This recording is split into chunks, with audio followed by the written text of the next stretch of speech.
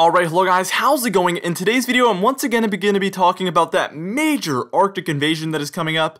Now, before I get started with this video though, I would ask that you do subscribe if you do like weather-related content, and also make sure to share this video with your friends, family, and social media. For today's comment of the day, I have a very interesting one. Pineapple on pizza or no? Is that acceptable or not? I want to know in the comments down below, and whichever one makes the most sense, I will be picking that for tomorrow's video. Good luck. Now, let's get right into this video. And we're going to be talking about right now. This is actually the kind of conditions that we're looking at.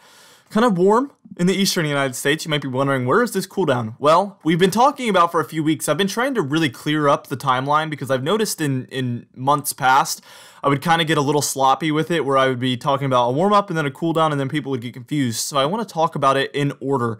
We're still having that warm up that I've been calling for. So you can see that this is going to occur here. I normally wouldn't have shown this months ago, so that's why people would get confused. Then let's look at this afternoon. Clearly warm in the eastern United States. So our cool down is not in the next day or two. It's actually a little bit into the medium range. That's kind of what I'm trying to clear up here. Let's take a look at Tuesday afternoon. Same story. Very, very warm conditions along the central and eastern United States. And then same story by Wednesday. But we see something very interesting. Montana, Wyoming, the Dakotas, Minnesota, and Nebraska, all starting to see a bit of a cool down. And we're about to move on, and something very, very interesting is going to happen there, and it's going to make it very clear what the upcoming pattern is going to be like.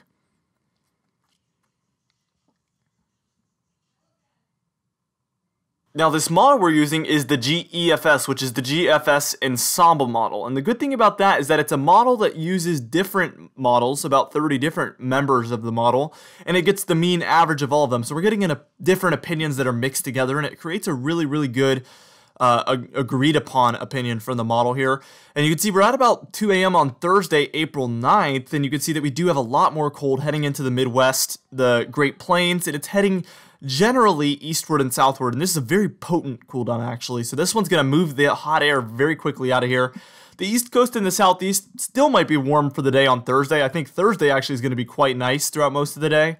But afterwards, we're really going to be feeling the potency of this major, major Arctic outbreak. Let's go ahead and take a look at about 8 p.m. and you can see it's very clear that from the 2 a.m. on Thursday morning to 8 p.m. on Thursday evening, we've seen this one basically completely overcome the entire warm-up that the East Coast was dealing with, maybe with the exception of the very immediate southeast, but outside of that, very cold in the central and eastern United States. Those deeper blues, 4 to 8 degrees below average. I'm just telling you guys, this is a slap in the face to any winter lovers that didn't see any cold in the wintertime.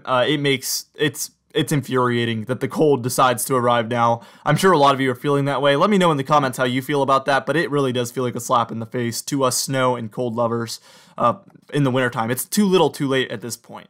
Now we're about to move on, where we're going to see this cool down even become more potent and start to take over more of the eastern United States.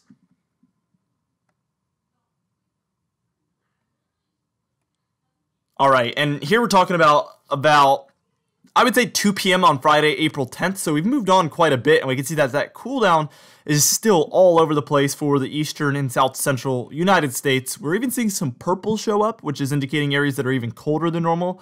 8 to 16 degrees below average, mostly for these purples and pinks, so definitely far, far below normal temperatures for a lot of the south central, the deep south, and the eastern United States here. We're also seeing the deep blues are pretty widespread. Also notice it extends all the way to the southwestern United States as well. So we're seeing pretty much everywhere be colder than normal, with the exception of the northwestern United States, which is pretty much the opposite of what we've been experiencing for months. So very, very interesting to see this flip in the pattern occur right now. Let's head towards Saturday, and it looks like the cool down is pretty much ending.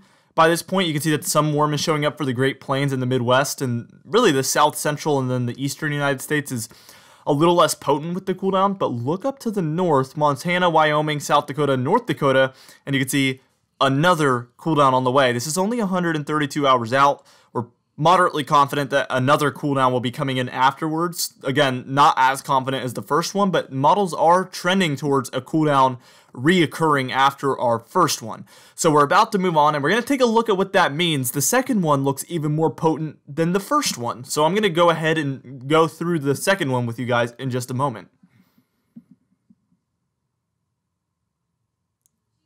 All right, so Here we go, and you can really tell that this one's going to be potent. We're looking at about 2 p.m. on Sunday, April 12th, and you can see very far below normal temperatures, especially those pink colors. That's where we're at about 16 to 28 degrees below average.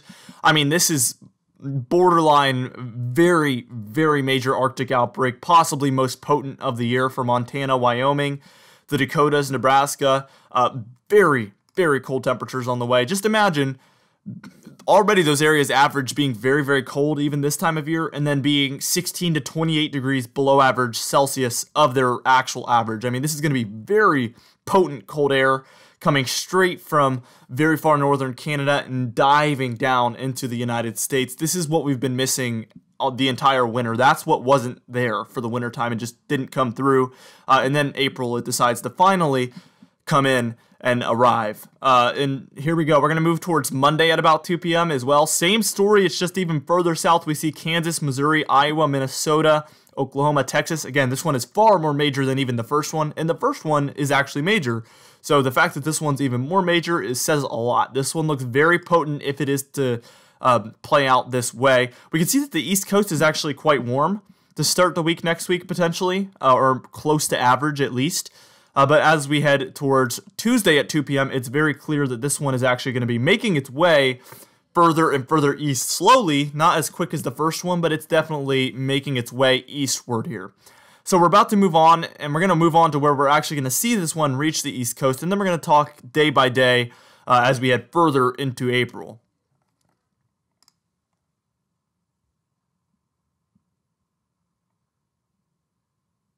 So at this point, we're at about Wednesday at 2 p.m., April 15th, and you can see those purples and borderline pinks reach anywhere from Montana, southward through the Great Plains, down into Texas, eastward anywhere in the Deep South states, up through the Ohio Valley, all of the Great Lakes, and then back up to Montana. So a very, very large swath of some of the central and eastern United States being taken over by these purple colors, which again is 8 to maybe even 20 degrees below average Celsius.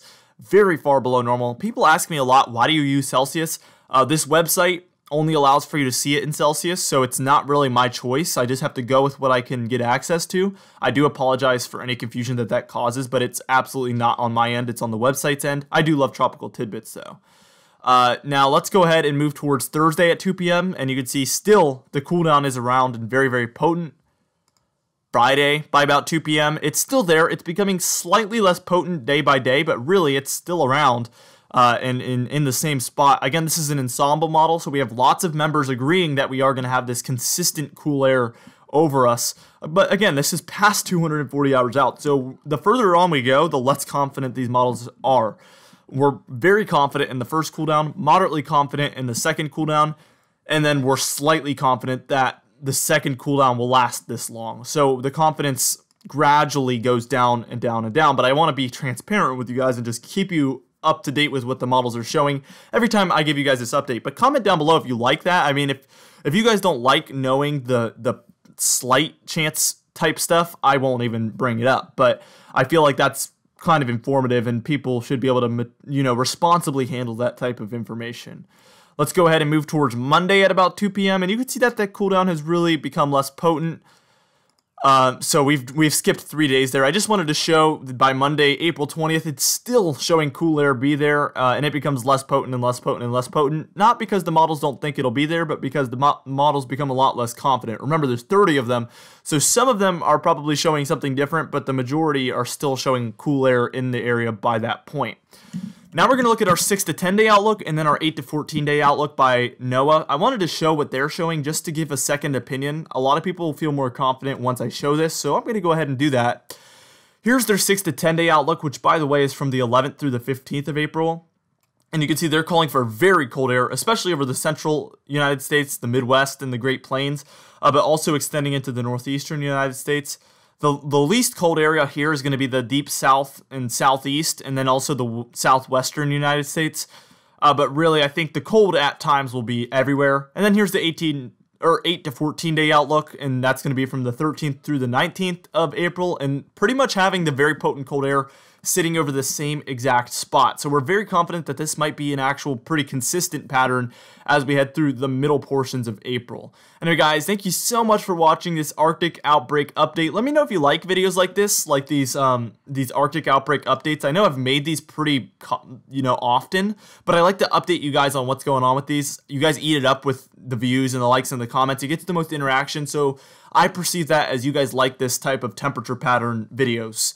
Let me know what you guys think, though. But for today's comment of the day, I asked you guys, are you more excited for like summer or are you more excited for next winter? And Jensen Blevin said, summer without a doubt, severe weather, warm climates, beautiful nature, swimming and grilling. I can't wait for all that stuff. Grilling out. I just love the warm summer days with a thunderstorm in the evening, grilling out. It's so beautiful. Anyway, guys, thank you so much for watching this video. Again, be sure to share it with your friends, family, and social media. I will see you guys in the next video.